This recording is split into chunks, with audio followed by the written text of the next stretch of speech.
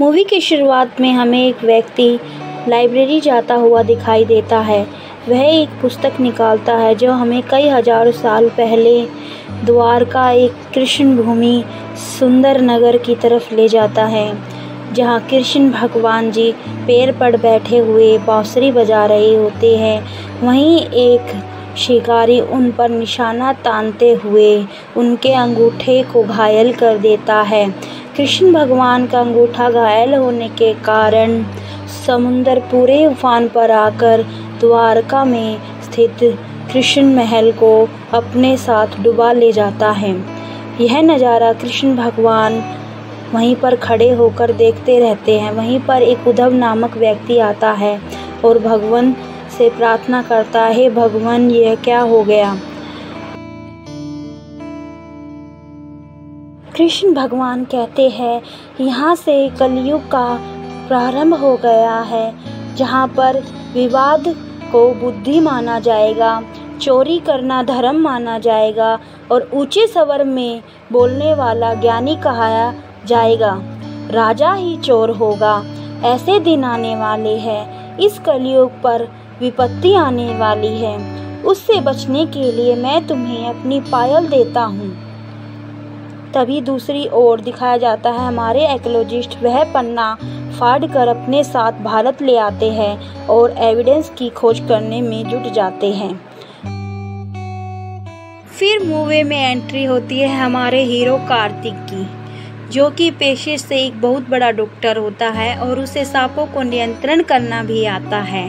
हमारा हीरो कार्तिक एक म्यूजियम में जाता है और वहां जाकर इंटरव्यू देता है। कार्तिक उसमें कहता है कि 1 महीने पहले तैयार की हुई वस्तुओं को हम एंटिक पीस बताकर म्यूजियम में रखते हैं और कई हजारों सालों पहले बने हुए एंटिक को हम दूसरे देशों में बेच देते हैं, जिससे हमारा इतिहास का वैभव खत्म होता जा रहा है और हमारे इतिहास को बहुत ठेस पहुंच रही है। यह इंटरव्यू वहां खड़ा हुआ आर्कियोलॉजिस्ट भी सुनता रहता है। कार्तिक अगले दिन अपने हॉस्पिटल जाता है।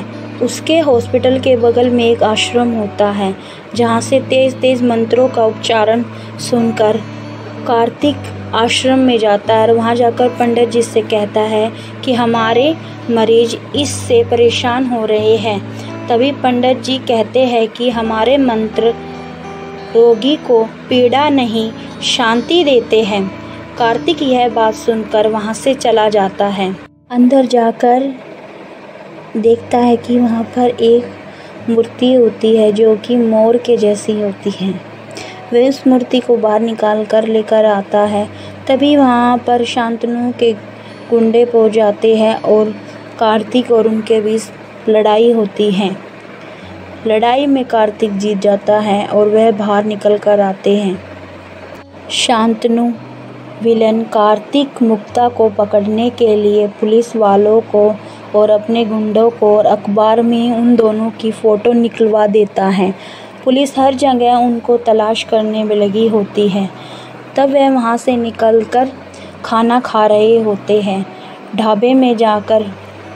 तभी मुक्ता बोलती है कि यह मोर की मूर्ति एक रेडियम है, यह टेम्परेचर पर रिएक्ट करती है।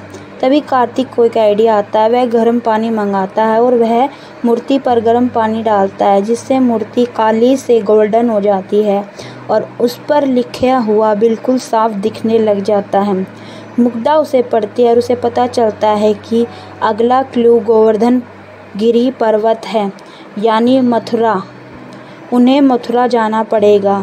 तभी मामा जी कहते हैं कि तुम्हें पुलिस चारों ओर ढूंढ रही है, तो तुम वहाँ तक कैसे पहुँचोगे। तभी उन्हें एक मुसलमान व्यक्ति दिखाई देता है जो कि एक ड्राइवर होता है। वह पैसे के लिए ऐसे ही काम करता है। तब वह उनसे बात कर पैसों का लालच देकर उसके साथ मथुरा में पहुंच जाते हैं।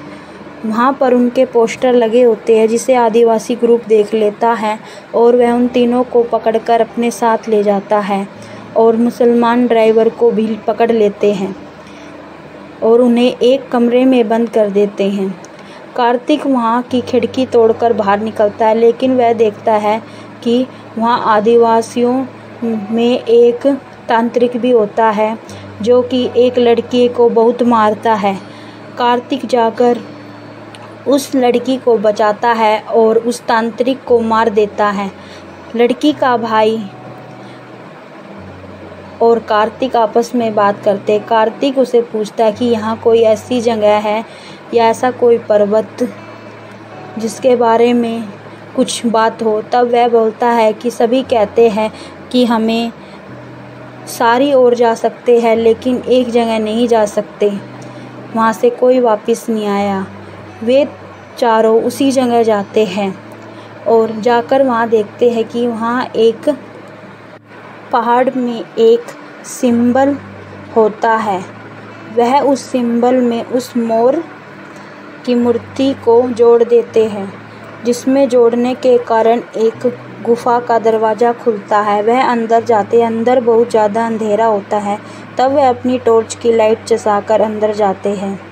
टॉर्च की लाइट से उन्हें दिखता है एक बिल्कुल हरा पत्ता। तब कार्तिक बोलता है कि यहाँ इस गुफा में कहीं ना कहीं से सूर्य की रोशनी आ रही है। तभी कार्तिक द्वार खोलने के लिए एक मंत्र बहुत ज़ोरों से पढ़ना शुरू कर देता है। गुफा में हलचल होती है और रोशनी होती है, और रोशनी इतनी तेज़ होती है तो उन्हें एक बहुत बड़ा पेड़ दिखाई देता है। उन्हें पेड़ के पीछे एक ऊंचे स्थान पर रखी हुई दूरबीन मिलती है। वह तीनों दूरबीन को लेकर बाहर आ जाते हैं। तभी मुक्ता गांव में जाती है और उसे पता लगता है कि एक व्यक्ति है जो उनकी मदद कर सकता है। वह है धन्वंतरी।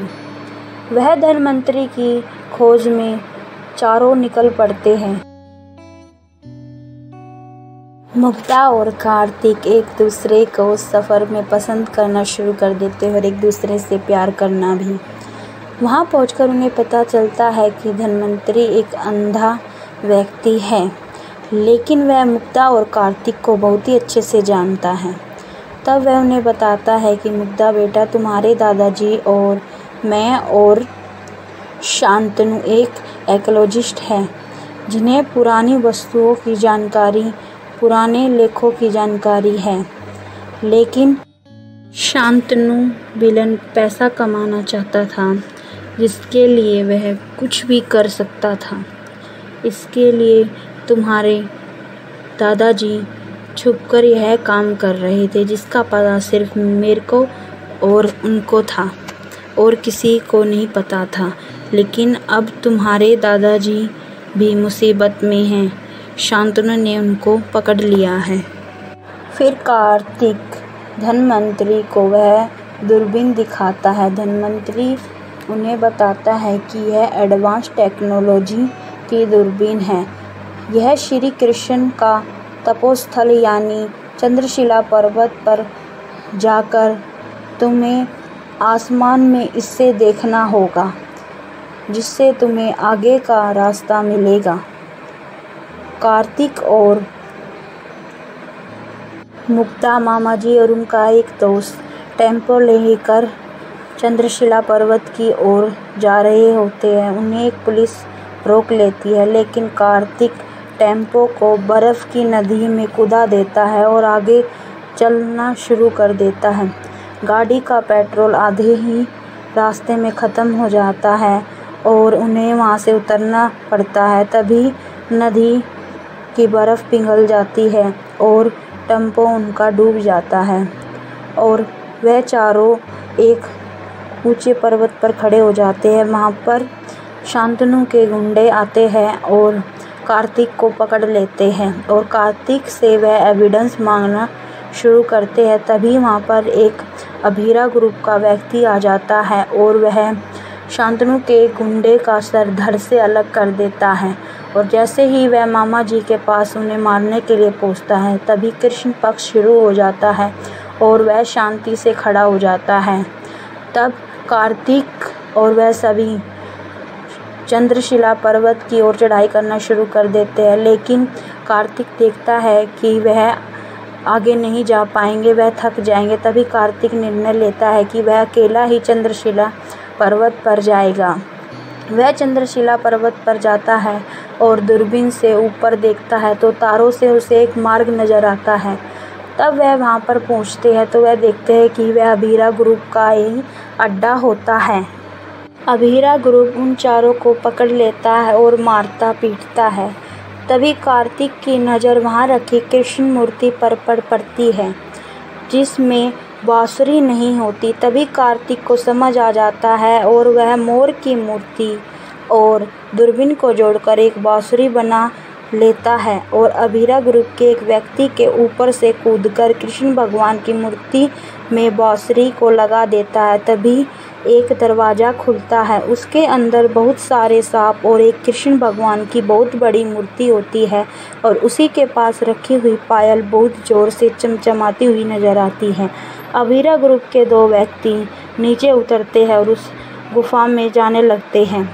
तभी वहाँ पर बहुत सारे सांप होते हैं जो उन दोनों को मार देते हैं।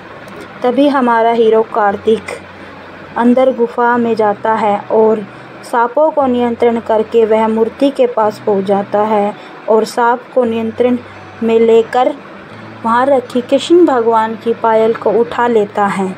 तभी अभीरा ग्रुप कार्तिकों को अपना सरदार मान लेते हैं और उनके चरणों में नतमस्तक हो जाते हैं क्योंकि कार्तिक उन्हें कोई नुकसान नहीं पहुंचा रहा था।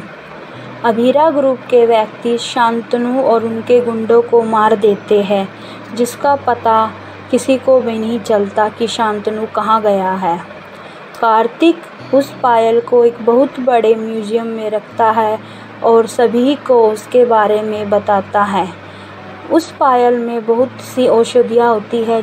पायल में कई प्रकार की औषधियों को बनाने का तरीका लिखा होता है और बहुत सारी जानकारी होती है।